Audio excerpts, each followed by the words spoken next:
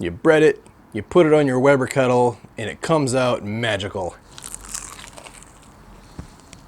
Colonel Sanders ain't got shit on this.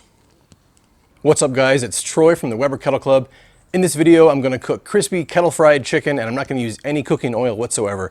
I'm gonna cook it right here in these two Weber charcoal grills, and I'm gonna put the Vortex head to head with the Slow N Sear.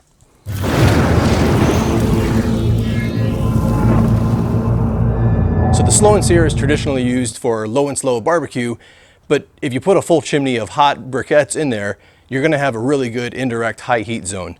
With the Vortex, you put the full chimney right in the middle, and you get a high heat indirect zone all the way around it. We're gonna test to see which one goes hottest, or how they both serve with crispy kettle fried chicken, and the results will be in the crispiness. On the Vortex side, we got a full chimney of Weber briquettes, just ashed over on the top. Gonna carefully pour them right in the center like a volcano.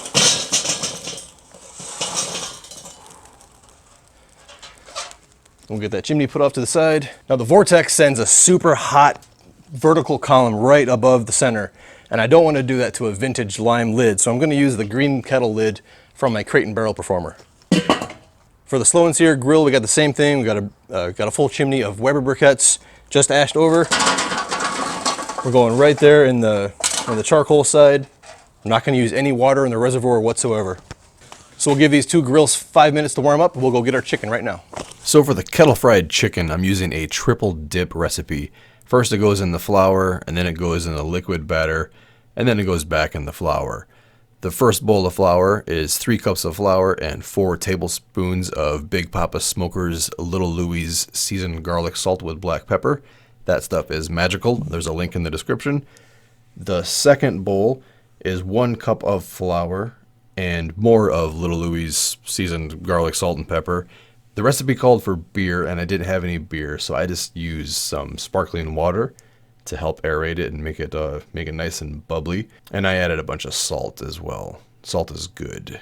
If I were doing this again, I would make the batter a little bit more liquidy, and maybe not even do the third dip. Just stop after the liquid. Okay, so let's get our chicken on. It's triple dipped, it's nice and messy. Our grills are warm, the handles are hot. All right, on the Vortex side, I'm just gonna place them around the ring very quickly because it's hot and the chicken is messy. Oh God. On the Slow N Sear side, I'm gonna place around the whole indirect zone just so we can see what the heat does over there.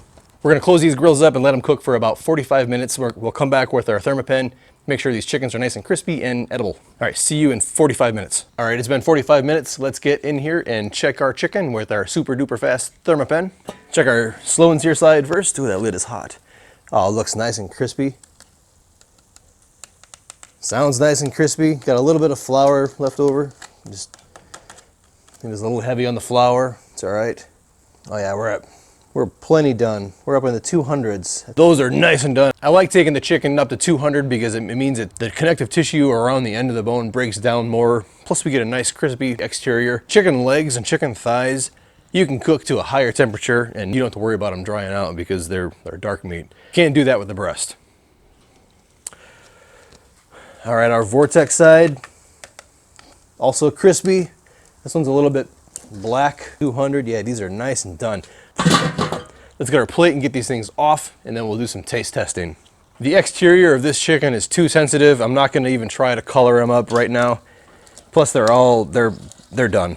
Like they're super crispy. If I put it over the heat, it's going to turn black. See? Oh, it smells so good. I used this Little Louies Garlic Salt from Big Papa Smokers. I put that shit on everything, like Frank's Red Hot sauce. It is such a delicious seasoning. All right, how am I gonna do this? I gotta make sure our Vortex side, our chicken will face the other way so I can tell them apart.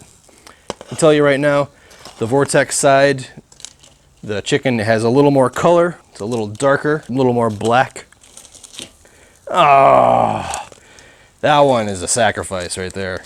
This pan is freaking heavy and it's getting hot. All right, so here's our chicken. Looks delicious, smells delicious, sounds delicious.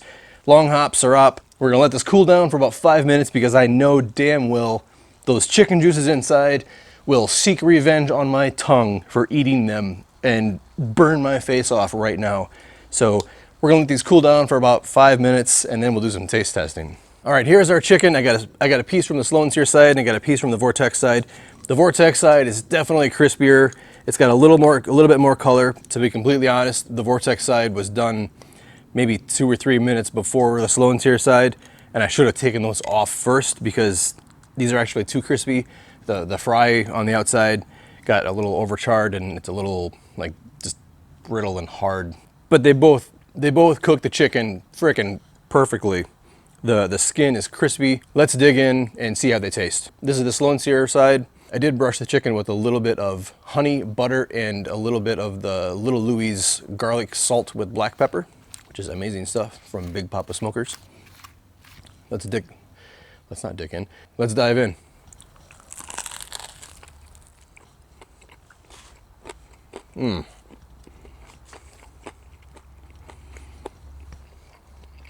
It's perfect. The meat is moist and delicious. The skin is crispy and salty and garlicky. It's got that nice fried chicken feel, the mouth feel. You got the crispy skin and the moist meat. It's an absolute pleasure and no oil involved. And that little kiss of butter and honey with the garlic salt on the outside. What a great touch. All right, let's dive into the Vortex chicken. So this one's a little bit crispier, a little bit darker. The outside burnt bits are a little bit bitter, but the meat on the inside is every bit as delicious. It's still crunchy, it's still flavorful, it's still perfect. It's just a little bit overcooked. The Vortex chicken should have came off 2 or 3 minutes earlier. But it's still good. Now, despite the Vortex getting hotter in that ring of indirect zone, I still prefer to use the Slow N Sear for this cook, just because the Slow N Sear is in my grill already. It's already there. I use it for so many cooks. I use it for high heat, for low heat, for indirect, for direct. It's always there. The Vortex is never there because the Vortex is only good for this and only this. And I don't want to use a hot ring all the time, and I don't like to move accessories around. So I like leaving the Slow N Sear in my grill all the damn time. And I use it all the damn time. And it's better for the porcelain. So I recommend the Slow N Sear, but the Vortex is also a fun toy. I do encourage you to cook this kettle fried chicken at home.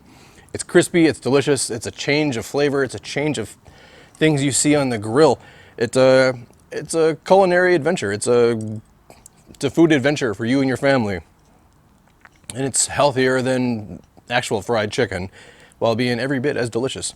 You can also add smoke wood for more flavor if you want to. But I didn't. It's kettle fried chicken. It's crispy with no oil. It's delicious. Colonel Sanders ain't got shit on this. Thanks for watching. See you next week. Get grilling. Leave a comment down below with what you're grilling this week. And hold yourself to it, man. Light your charcoal. Get it going. Seriously, guys, this chicken is out of this world. If you have not made kettle fried chicken in your kettle, you are missing out. This needs to be on your menu. It's kettle fried chicken. It's crispy, it's delicious, and it doesn't involve any oil whatsoever. You bread it, you put it on your Weber kettle, and it comes out magical.